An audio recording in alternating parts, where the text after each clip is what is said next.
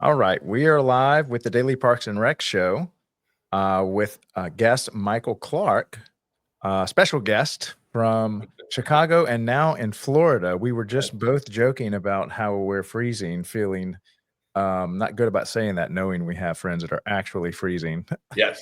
up in the north. I call it chilly now. It's chilly. That's right. Yeah, they would say we don't have the right to use that word in the South. No, probably not, but I'm gonna stay with that for now. Yeah, yeah. Yeah, it got down into the 40s, so I know some people are rolling their eyes at that, but Mhm. overnight, yeah, it was down to 40, so it was pretty chilly. So Michael has, I think, a ton of value that he can bring to the members here and the listeners. He is a former park and rec director of the suburbs of Chicago for 24 years, and now he has transitioned into consulting and helping out.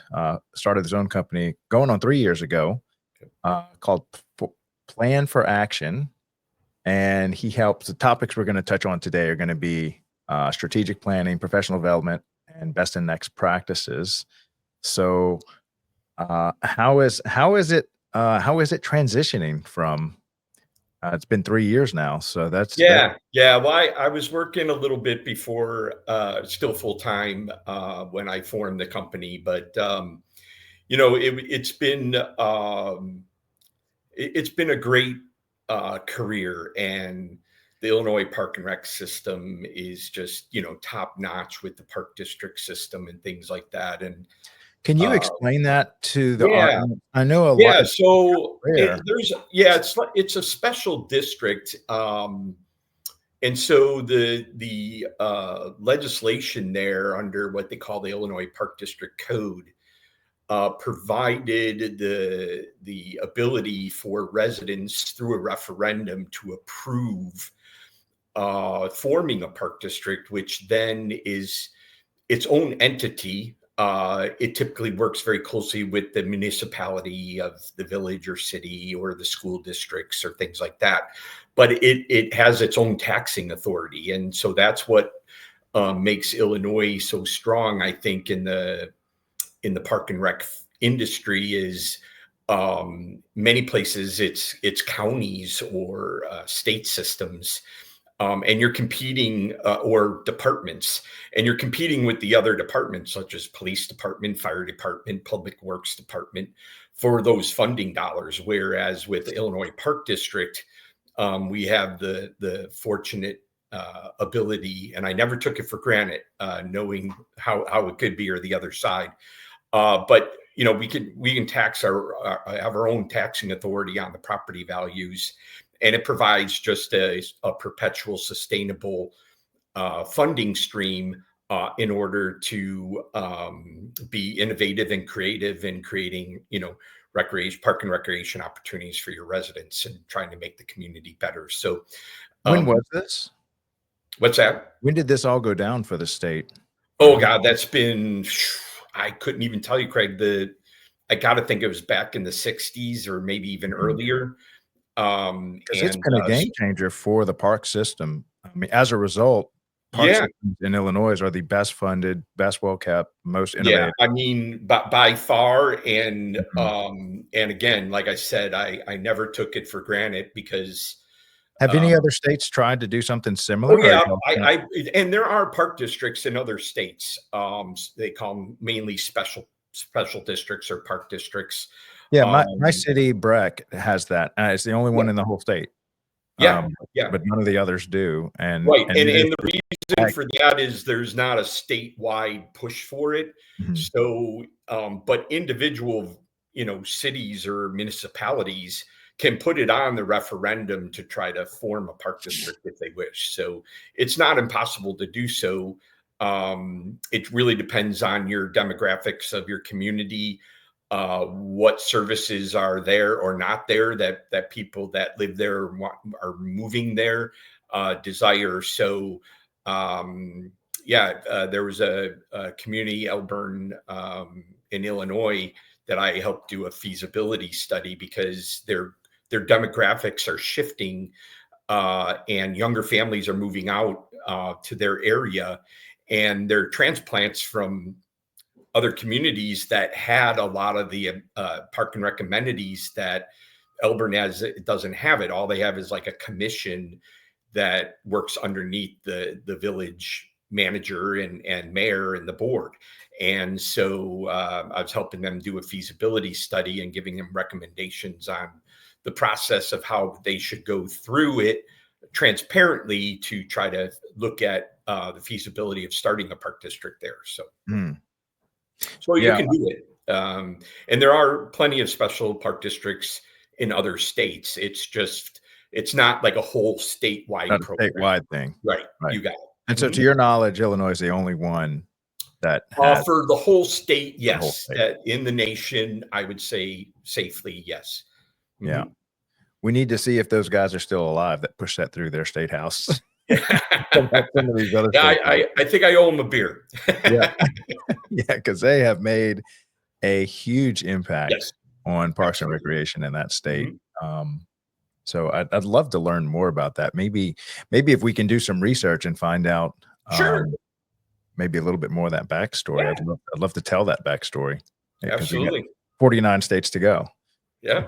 One down. And I have some colleagues, the Illinois Association of Park Districts and the Illinois Park and Recreation Association that I'm active members of. And Yeah.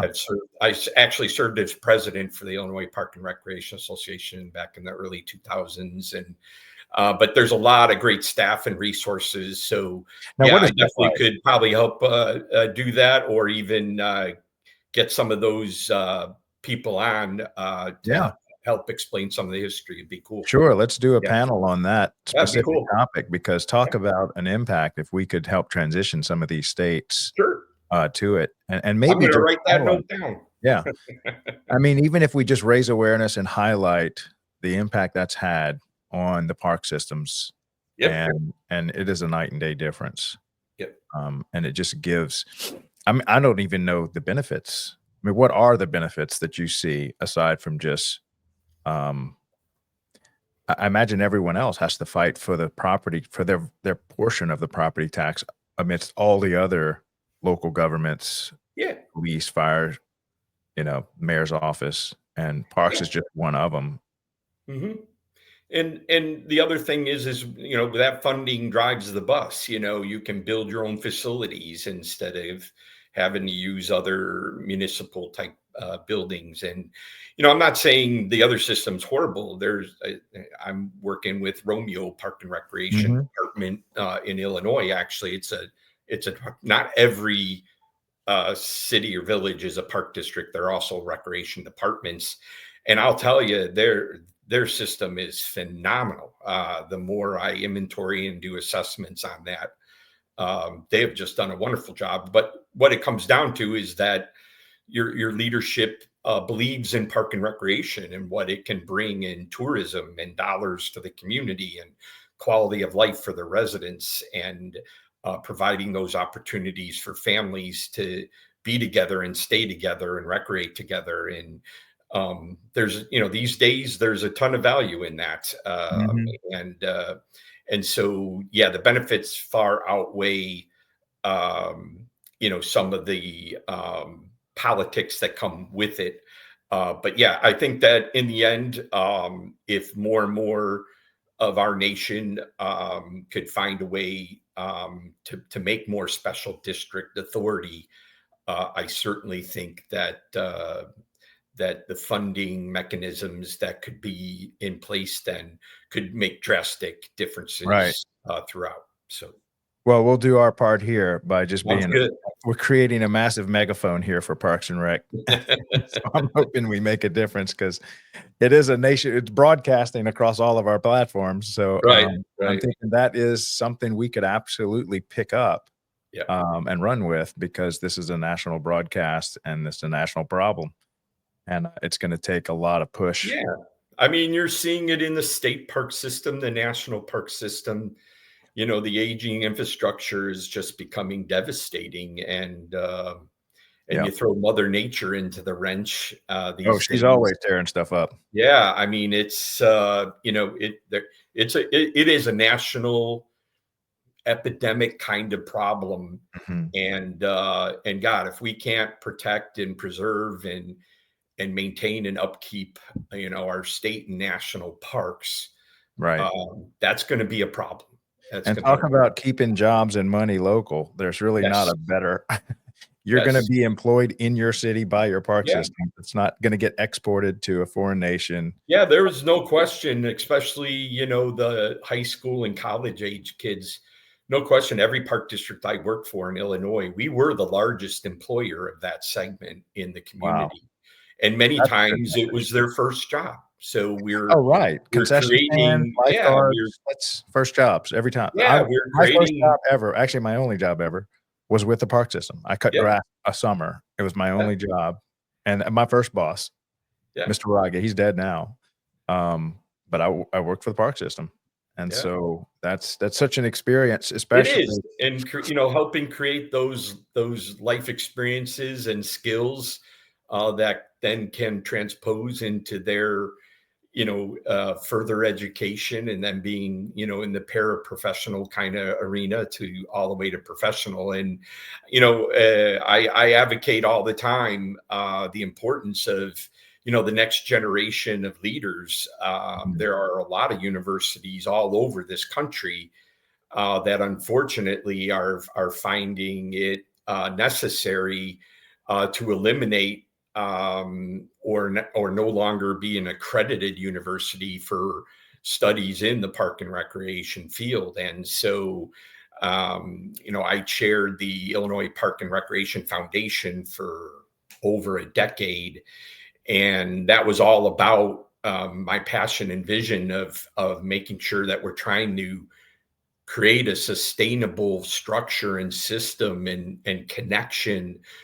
to the next generations of leaders. And without and so we would fundraise and get and create funding to help younger professionals with their professional development and skills and things like that, and help support that through funding.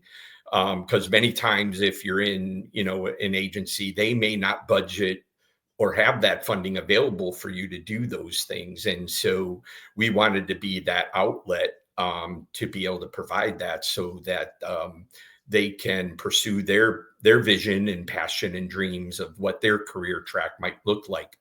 And I've always been a strong advocate of that, um, even in the national or the American Park and Recreation Academy, which I'm a inductee and board member on. mhm, I serve on the extern committee, which is the same thing, helping young professionals be able to attend the national conference every year and connect them with other professionals to create their network circle with that, and create opportunities for them to learn from others and gain mhm. valuable experience. So I've always been in that arena, and certainly I think the university connection is something that has to be addressed by our industry as well, because too many. Well, to me, it's an uphill fight in a way to begin with, because not a lot of people think about park and recreation as a career. Yes. And I would right, like to make that a segment in my show. So yeah, we're gonna have like a maintenance Monday. I've got a couple of guys that are huge in the maintenance and yeah, facilities and stuff like that. But I wanted to pick a day of the week where we just focus on getting some of the kids that have chosen that, they're yeah, currently in college, talk about the classes. And I interviewed a young girl at the Kentucky Park and Recs, and she mhm, did a great job. And I'm like, I really need to have a daily show just geared to that. yeah. And so I don't know if you have any interaction with the students themselves, but I'd love to just have a show that's literally the topic we talk about, because that is talk about a future-proof job. When we look at AI literally destroying Mhm. entire colleges and Yeah, universities, like there's no point in even trying to get a job yeah, in graphics design almost anymore. yeah. Um, So we need to this is preserve that, and yeah, we need to make sure that people are aware of it, and then we need to make sure that the universities are, prioritized and focused on keeping those programs and educational opportunities available for those that would like to choose a career. And it doesn't have to be public park and recreation. It can be in many different sectors. And really, in a way, our industry has diversified so much. I mean, back in the day when I first started, we didn't have human resource people. I did it for my facility. We didn't have safety and risk managers. I did that. We didn't have marketing and public relations people. Well, you see many districts, not only do they have one staff in there, but they may have a whole team. I know at Palatine, where I retired from, our communications and marketing was basically a department. And we had a whole team of like 3 or 4 full-time people just working on that. Yeah. And so you're seeing a lot of that now. IT. I had 2 full-time IT people to do all that in-house of what we needed. So there are a lot of different segments now available within the park and rec industry that don't necessarily mean you're going to be doing programming or facility management. There's all sorts of factions now that we're looking for professionals that may have different experiences or degree focus that certainly could be extremely valuable team members to what we're looking to do. So yeah, so that's another thing we can go over. We got to get the youth at least seeing the opportunity. I think most youth have no idea that this is even a career, unless they have some relation to it, some yeah, parent. And the girl I interviewed, her mom was a park and rec director, and that's how she got tied into it. yeah. Well, I grew up in Downers Grove, Illinois, and so I grew up lifeguarding, swim lessons. I did before and after school programming. I lined soccer fields. I was the scorekeeper at adult leagues. And so it was just kind of my gig while I was going through high school and college. And, it's nice experience and cash in the pocket as a young man. And one day went up to the park and rec offices, and I knew most, if not all, the staff there. And they were giving kind of my schedule and assignments for the week. And we just started chit chatting. I'm like, so like, this is your job, right? This is what you do for a living. What's this all about? How'd you get into it? Did you go to school? And so I just started asking questions. And before I knew it, I was attending Illinois State University and their park and rec administration program, and never looked back. And it was awesome. Awesome ride. Yeah. Fantastic. We need to highlight those stories more and more. Yeah. So, all right. So let's get for those young viewers out there. You can do it too. Absolutely. Absolutely. No, we're going to get them on here. That'd be great. That's a great idea. That's a super idea. And I think some of it's just awareness. It's Absolutely. Not, you don't know what you don't know. And the body of knowledge that you don't know is infinitely larger than what you do. Yeah. And I know there's people in segments in Illinois, and I'm sure there's in a lot of other states. It's not that they haven't come to that realization that we need to get into those, even middle school and high school, career day curriculum things that go on. And I know there are people working on it. I think in Illinois, they even did a video that was produced, and that people could use that as they go to their community job fairs and things like that, and career days, to get early in their heads that, this is actually, a professional career that you can have great success in. And I did. I had an absolutely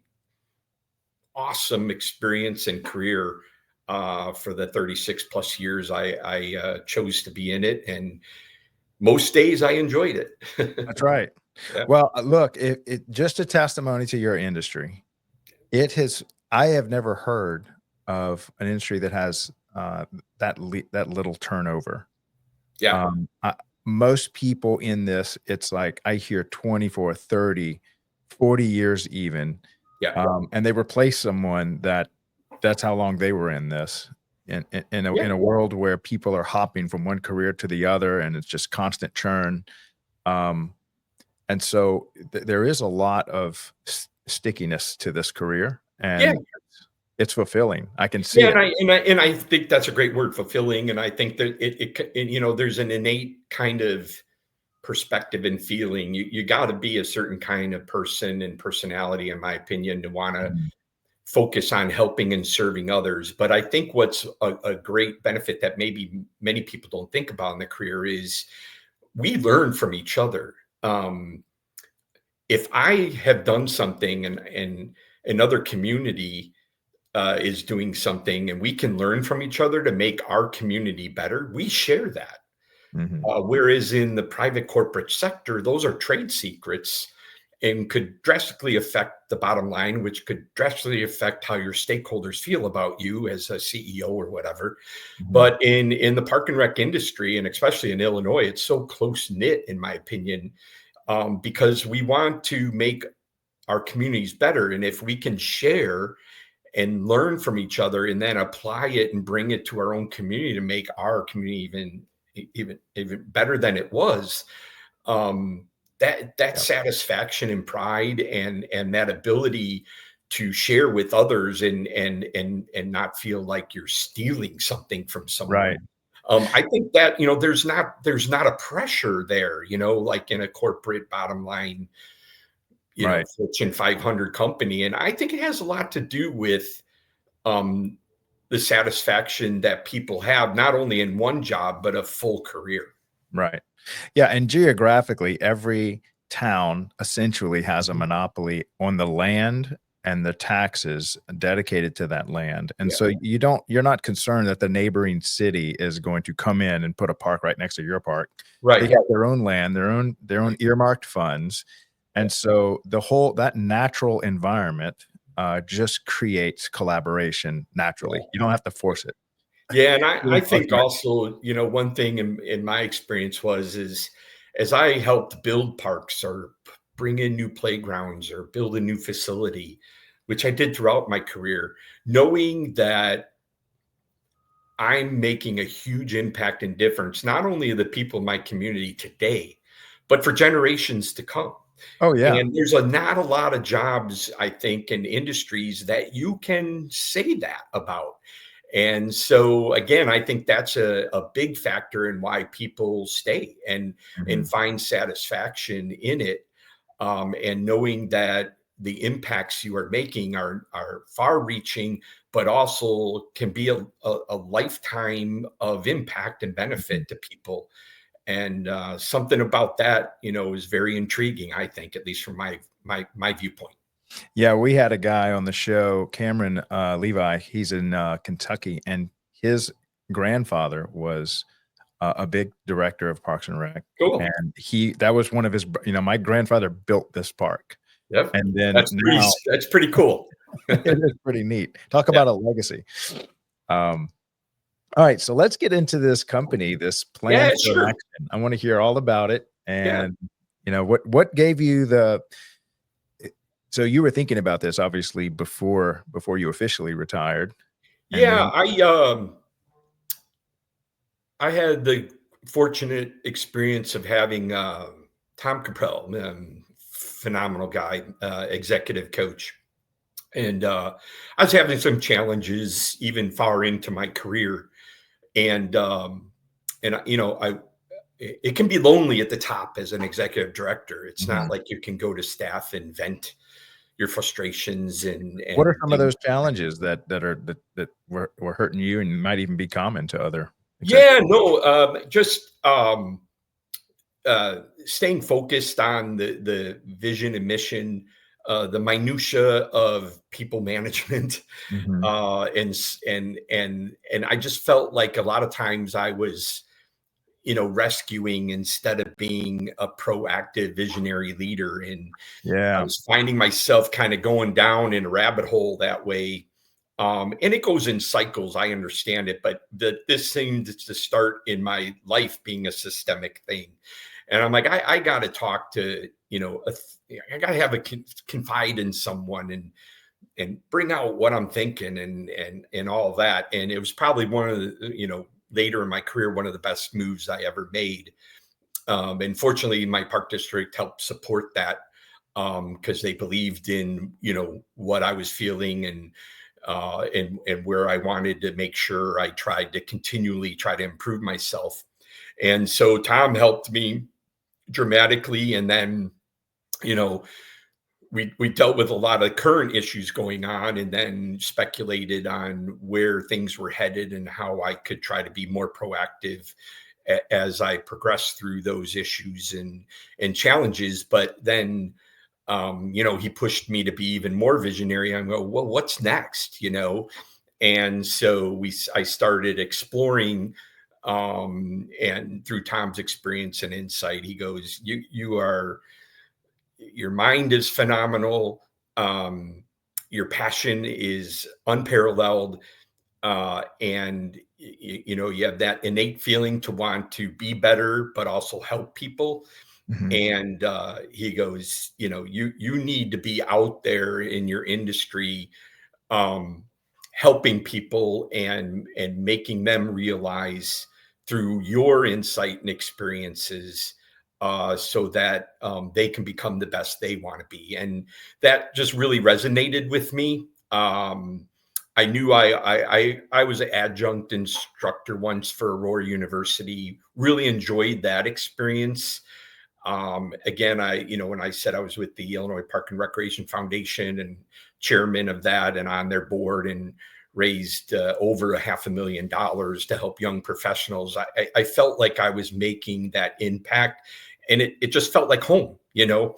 And so I knew in retirement, while I've taken up pickleball, love to swim and golf, and love being in the outdoors, I knew I needed something to keep connected. I don't know how long that feeling's gonna last post retirement, but the projects I've already working on and the ones I have scheduled coming up in the next couple of years, I'm just super stoked and excited about those projects and what we're able to do to help people and what's to come. So right now I'm rolling, and uh, the flexibility in my time and being down now in Florida, enjoying the climate and Yeah. opportunities down here, and can do a lot of the projects Yeah.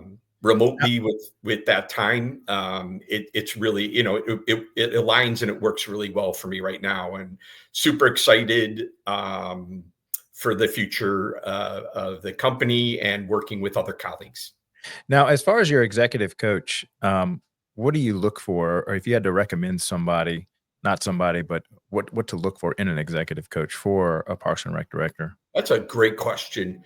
Um, I And how is that something actually, regularly available too? I mean, is that something how did you yeah, find yeah. yours? I mean, I have it. I have that as a service in my career development pillar on my website.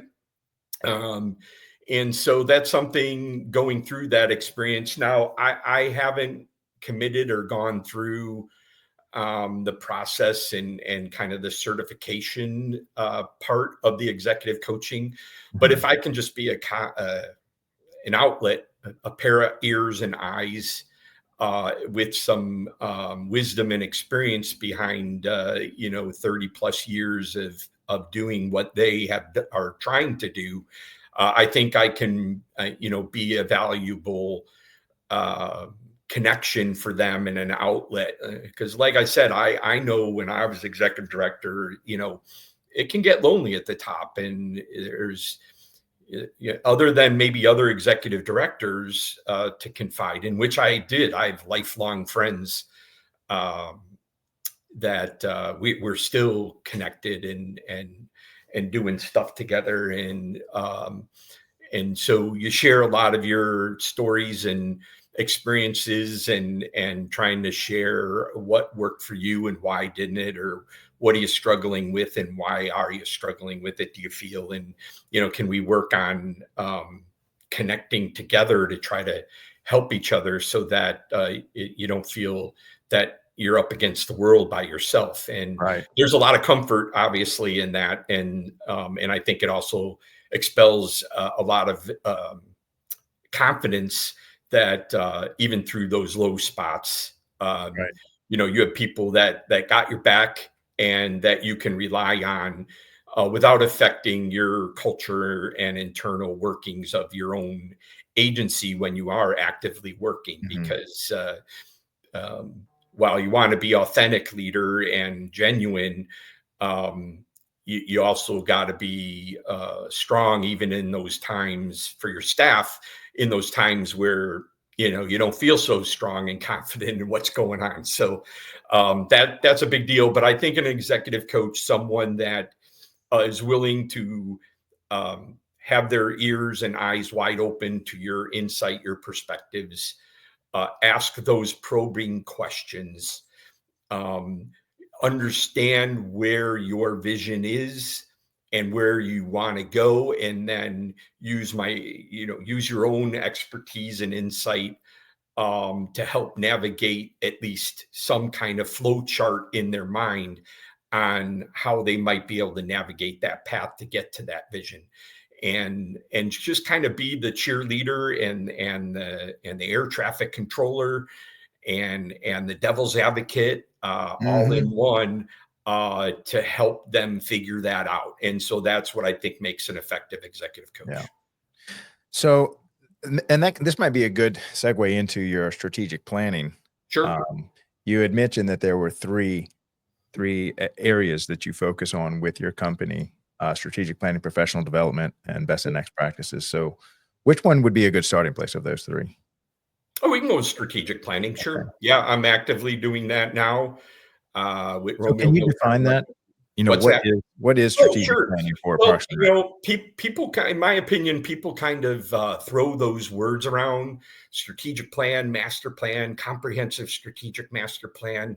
And really, I don't care what you label it. What you need to do is clearly identify the purpose on why you want to do that. You don't just wake up one morning and go, "I need to do some strategic planning." Mhm. And so, in the kickoff meetings or even in the proposal part of looking to possibly secure a client and a project, I push that kind of questioning. What drove you to this mindset that you need to talk to somebody outside of your own staff and agency, that you need to create, some kind of plan. And strategic planning typically is usually pretty tangible. It might be feasibility of a certain initiative, whether it's a referendum or building a new facility or building a new park or creating a staffing and succession plan within your system for making sure people are in the right seats for the right purpose, doing the right things. Master planning obviously is more visionary, right? It's where do we want to be 10 years from now? And what Mhm. are the priorities and the opportunities and the strategies that you can identify, and the tasks and the milestones to navigate you to the path to be successful in obtaining those goals? My specialty, I think, in one of those areas that I work very hard at, was my experience was you get a strategic plan, it could be hundreds of pages long. And it's a 10-year vision. Mhm. That's a daunting task for any leader, in my opinion, to go, well, now what do we do?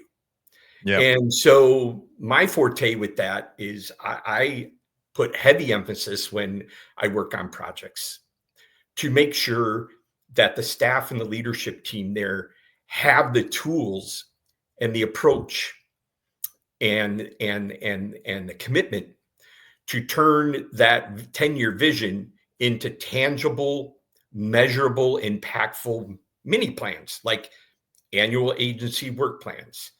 And so you take a prioritization system and you go, okay, based on these 10 years of visionary opportunities, goals, and strategies, year one, what are we going to tackle first? And align that with the agency goals, align that with your department goals, and then identify, individual staff goals that are going to make those things happen. And then I created templates and reporting mechanisms, and it was very successful when I was at Palatine. And the staff totally bought into the whole structure. They could see it, they could feel it, they could touch it, they could talk about it in relevant terms. And what was cool is at the end of every year, as we recapped what we accomplished in the past year, and then we would work on building the new year, we celebrated that at every point, to reinforce that effort that they made throughout the whole year.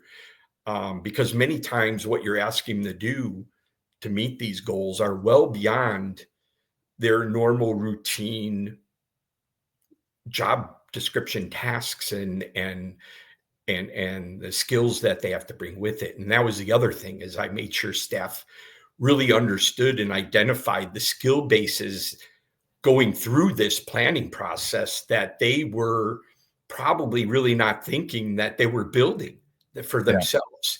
Right. And when some of that self-realization came in, on top of looking at the impacts over the past year of what we did and how it made our district and serving our community better, man, there's no better buy-in and sell-in than that feeling.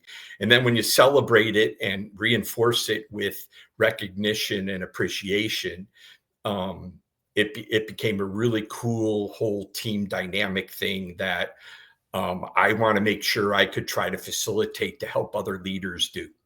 Right. Yeah, planning is such a critical role, such a critical part of accomplishing anything. Yeah, I and remember. implementing it, Mhm. not just making the plan, but actually setting that course of how you're going to make it happen. Sometimes I think we all fall short of thinking of that part of it and how important that is, Mhm. and then reporting that progress to all your stakeholders, not just your board members, but even the community. I made sure all of our work plans and even the progress reports were always up on our website, even to show the community Mhm. what we were doing behind the scenes every day to make these great things happen. Because otherwise, people don't Right. understand it. Yeah. What's the disconnect there as far as, you know, you have great planners and then you have great executors where they really can execute a plan. But Yeah. it seems like they have there's a hard time making a leap from Yeah. planning And I to think, design. that's a great question and insight on that, because, I certainly had some people on my leadership teams that were good planners, and idea people, right? And then I had others that were more the, task driven, get the stuff done and the Right. check mark off. And what was cool is through this process, we utilized people in that way for in their tendencies or strengths, but we also made sure that we didn't pigeonhole them into that role. We made them expand and explore and do some of that other side of it, uh, so that again, it was obviously team building and good collaboration, but it was even, in my opinion, developing new skill sets and experiences for individual staffs, even though their level of expertise or comfortability in something was maybe in one specific role or area. We as a team made sure that everyone had the opportunity to be a part of all the process, not just what they felt comfortable in. And I think once people saw that we were all open to that, and that everyone was valued not only for their strengths but their ideas of how they could make things differently, even though it may not be, in their wheelhouse per se, that was very powerful in my opinion. Mhm. So then it seems like, and this maybe goes into our second topic, professional development, that in addition to, having a plan, but, training your people, investing in your people, that's critical. I remember I had a business coach, and I think the story goes that there was somebody that she was coaching that said, "That's a lot of money to spend on training my people. What if they leave?" And her response was, "What if you don't spend that money and they stay?" That's a It's like, that is, I mean, that's, you hit the nail right on the head, in my yep. opinion, is, um, if you're complacent in that area and you don't have a culture that shows people that they're going to be valued and that you're going to invest in them. I mean, there's a risk in everything you do, and you still spend money at it. Mhm. So to me, it's a what if scenario that's kind of a false sense of security, that you think you have control over whether people leave or not. I think Mhm. you can influence, and you certainly can make it attractive for them to stay and retain. Um, but to say, I don't know if we really should invest in our people because they might leave. I can't. And again, I think in the park and rec field, a lot of leaders and agencies understand that it's a bigger picture than just them and just that Mhm. district, and that we got to build people, and when it's time for them to fly, for the better. Now, I never really like to see people leave the industry, and I never really like to see someone leave our agency to go somewhere else or to another agency that wasn't a step up in opportunity and challenges and things like that.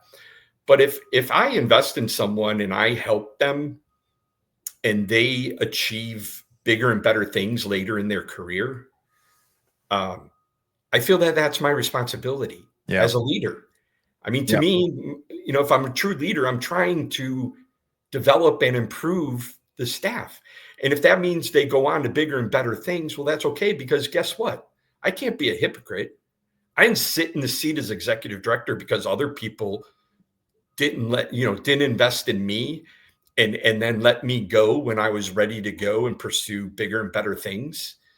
So I always felt throughout my career, that's a pay forward thing, because I was given that opportunity. I can't see myself not trying to do with that with other people. And I've mentored many younger professionals who are now older, because I am. Uh, Mhm.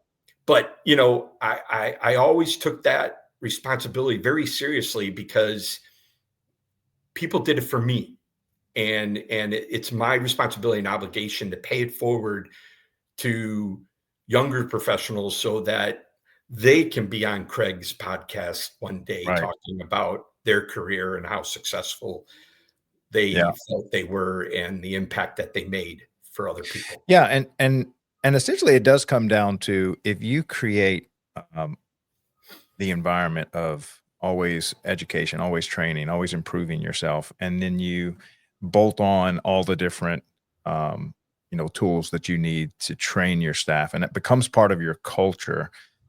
Guess what kind of people you're going to attract to your organization? You're going to attract people that's one of the boxes they want to check off. I want That's to work that's for someone that invests exactly in me. right. And being in an industry where it's so closely networked, and people, a lot of people Mhm. know everybody.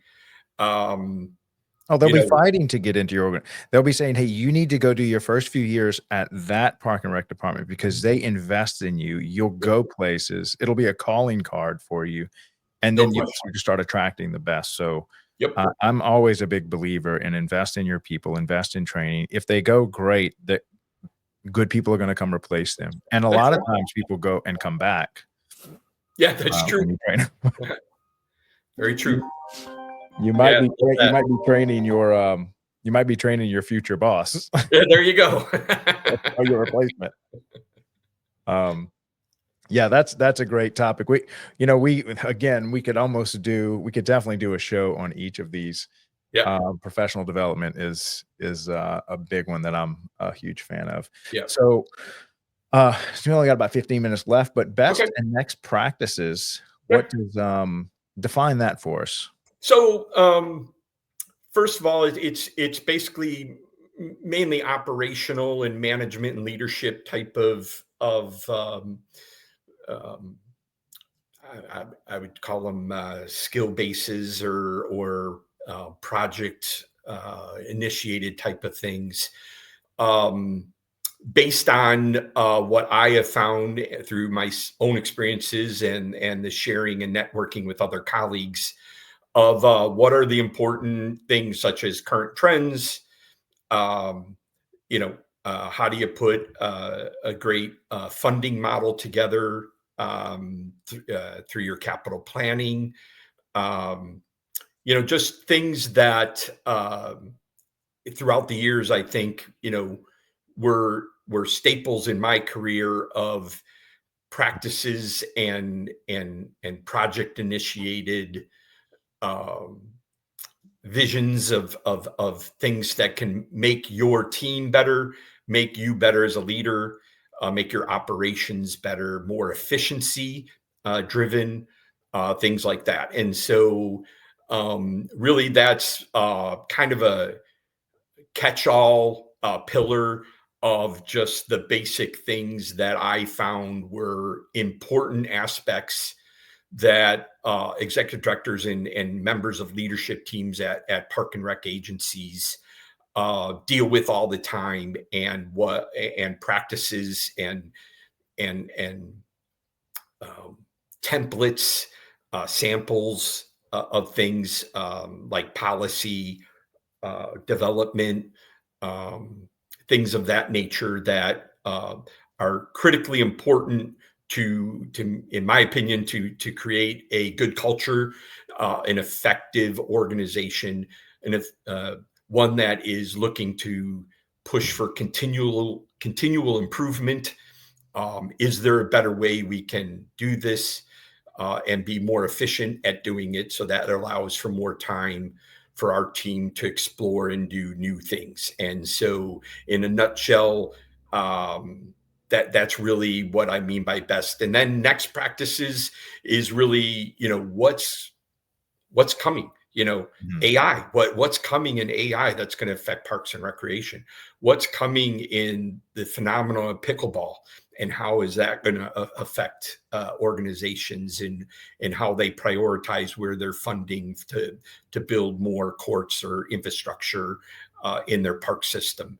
Mhm. What's next? What's out there? And so I do work very hard at staying connected through different various conference educational sessions, speaking at other ones and learning from other people, as well as staying current with, current trends through the American Academy that I'm a member of, the National Park and Recreation Association, the Yeah. Illinois Park and Recreation Association, visit other state association sites, network with my colleagues on LinkedIn, such as Right. you, Craig, Uh, and really just try, the Harvard Business Review. I'm a big fan of the research and articles and future trending.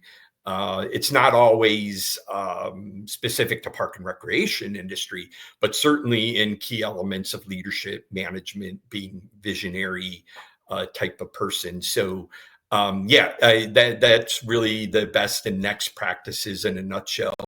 My website, www.plan4action, and the four is number four. yeah, I think you can. Little Hold on, shameless plug. you might be Um, able to put that under your name. Let's yeah, see if you yeah, can edit it. I'm trying to think where I can, that's okay. But and that would be www.plan4, the number four action .net, uh, and all the different three pillars and the different products and services that are kind of in my forte. It doesn't mean that that's all I do or that I'll ever do any of them, but certainly that's where I feel I could provide the most value, and people can look that up and see what I'm up to and see if there's any synergy or alignment to something that I can help with them, like in professional development. One of the areas is career tracking. Um, what's that website again? I'm gonna type it so in. it's www.plan number Plan four action.net. .net. Yep. See, I'm working with this software. Look at There we that. go, baby. We're getting fancy now. That's why you're making the big bucks doing this. Working on it.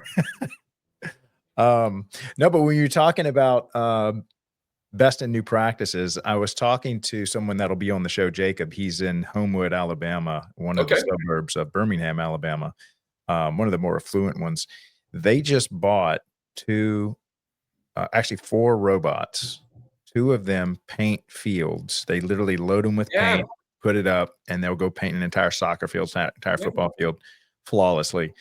And then a year ago, they looked at these lawnmowers that are robots, all electric, and they said, well, they're not quite there yet. But then 1 year later, he said the improvement they made in 12 months was amazing. They bought 2 of them. They cut, I think, 6 acres in one day. And so there's so many. It's not just the digital AI is going to replace your graphics designer. It's going to help people maintain these properties, from the grass cutting, the field maintenance, the field painting, and that's just 2 that I can think of. Yeah, and I think some people get scared at some of that because they think, it's going to take away jobs. But to me, I think in the long run, you're still going to need people to manage those processes. And if anything, if you can get efficiencies in some routine things like walking behind a line painter for your soccer and football and lacrosse fields or whatever, that person could gain new skills, and you can invest in them to develop them to be able to do even bigger and better things, because you're still going to need that. Yeah. I think sometimes people get a little scared and short-sighted, thinking that technology is going to take those jobs away. And I just don't see that happening, especially in a park and rec industry being a people and service orientated thing. You just reallocate those funds. You may not be paying for grass cutters. You'll be paying for more coaches. You'll be paying for more programming. You still have people that are running, swim meets, yoga classes. Right. There's so many positions that if we were to free up the capital allocated towards grass cutting and field maintenance and field painting, it's not like that tax isn't collected. It's back in the hands of leadership. Where can we deploy this and reallocate it to even bigger and better things? Absolutely. Absolutely. And so you do I get mean, even drones, we invested in drones when I was in Palatine, and even took one of my communications and marketing staff and sent them to get their license and everything like that. And boy, I'll tell you, the coverage we got from that, and then my parks guys wanted to use it for doing inspections and things, so that they didn't have to walk the entire site when they knew that what they were looking for, or just a general overview of the site and what we're working on. Just it's efficiency, right? And not only efficiency, but it utilized the time in a way that we could make better and more effective decisions about what we should do, where should we put our resources and time and money. And so again, that's just another example that I think is something that is futuristic in a way, and where can it go next? And so that's kind of where I like to explore the next practices in the arena where I'm trying to reside. I'm gonna have to pull one of those robot companies as a sponsor of the show. Because I love robotics. I love all these efficiencies. I actually manufacture LED lights. Oh, there you go. In a former life, which I still, I'm a part of that company. And I remember when we got into making solar lights, which incorporate the battery, the solar panel, and the LED light, parks started putting them in these places where they couldn't get electricity. It was just too expensive to get the cable out there. So it's all this technology coming down the pipeline is going to make you do more with less, more efficient, and the more you can get ahead of that, the more you'll find that you use your capital more wisely. It's not just about spending the capital, but using it wisely. So and then maintaining it, that's right, and then keeping it going. Then if it and that's maybe why don't we speak on that just for a second? Yes. Because I know this is a big complaint of parks Yeah. departments. They'll get this huge budget to build something, but there's no budget to maintain it. Yeah. How do we work around that when we're Yeah. doing To projects? me, it really came down to self-realization that, everyone wants the glory of a new thing, right? Mhm, And, I can't say I wasn't at that stage in my career, but quickly I understood the absolute obligation, in my opinion, and responsibility to take care of what we already have. mhm, And I think, there's a crisis out there, and I see it all the time, see it all the time in some of the publications and things that I stay connected with. And that is the struggle of maintaining your current infrastructure. And one of my best practices in the capital planning was system I set up, where we set up a tiered system, um, on how we identify, categorize, and then prioritize the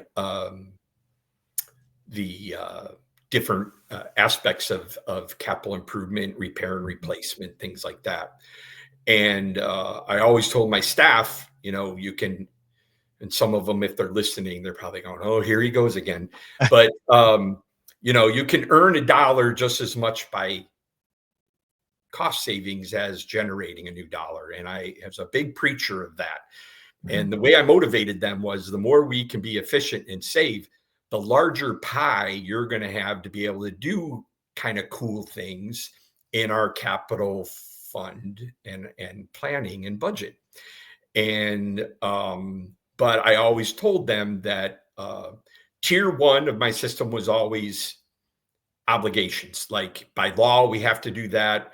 We're under contract or agreement to do that. And so that money, you can't even choose to prioritize. It's a done deal. Tier two's the projects that don't fit the timing of your fiscal year. And so it can move back and forth or defer or accrue. It might start in one year, but then it doesn't get done the next year. And you might have some payments in one year. And so that's where that goes. And those are basically projects that are already going. So again, you've already made the decision of the prioritization with that. Tier three is the big thing. That's repair and replacement. Mhm. And I always said that's where the majority is going to go, and it should go, and it probably will go always, because we have to stay committed that before we dream up all these new things, we got to take care of what we already have. All right. And having a great repair and replacement schedule based on sound, logical life expectancies of various assets is key to that. And the second part of the key is that people do the proper homework to identify when that has to be done, and then also getting realization with the cost to do Yeah. so. Um, because once you start deferring things, it becomes more expensive. Yeah. That's right. And then tier four is the new stuff, right?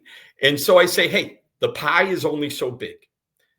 Tier one, piece of pie, you don't have a choice in. Tier two, we're already doing, it's in progress. You don't have a choice in. Tier three, we have to do. So tier four is the residual of what's left. Yeah. And the more we work at planning, staying within budget, becoming more efficient, the larger piece of pie that tier four brings. And then we Yeah. can do some bigger and better things. And that's kind of the structure and philosophy and best practice that I used when I was leading my teams. And it was very successful. And there was plenty of alignment, synergy, and realization that if we stay the course, it's going to be a sustainable practice that will yield solid results and will make good impacts and still provide that fun flair for the staff when that opportunity arises. Yeah. Well, fantastic, man. Well, look, it has been great having you on the show. I want My to do pleasure, this Craig. again. I've already got a couple of other topics I'd like to follow up on, Sure, not sure. just for the what you're doing with strategic planning and coaching, professional development, but also I think we're onto something with this legislation thing, and then helping the youth identify this as a career path. Those are two I really want to push in on. So let's stay in touch on Yeah, that. will do, and I can definitely, reach out and to some of my connections and see if we can put a panel together. That'd be a lot of fun. Yeah, that would be fantastic. Yeah, Yeah. let's do it for sure. All right, sounds Well, good. look, stay warm down there in Florida. Let's Yeah, maybe chilly, say baby. It's chilly. it's cool down here as opposed to ice blocks with your Yeah. friends in God Chicago. bless all you under snow. That's I it. feel for you, but I've been there, so I can appreciate it. Yeah. Well, have an awesome day. I look forward to having you back on the All right. show. Thank you for Thanks, coming. Craig. You take Yep. care of yourself. Take Yep. care. Happy New Year to you. Happy New Year.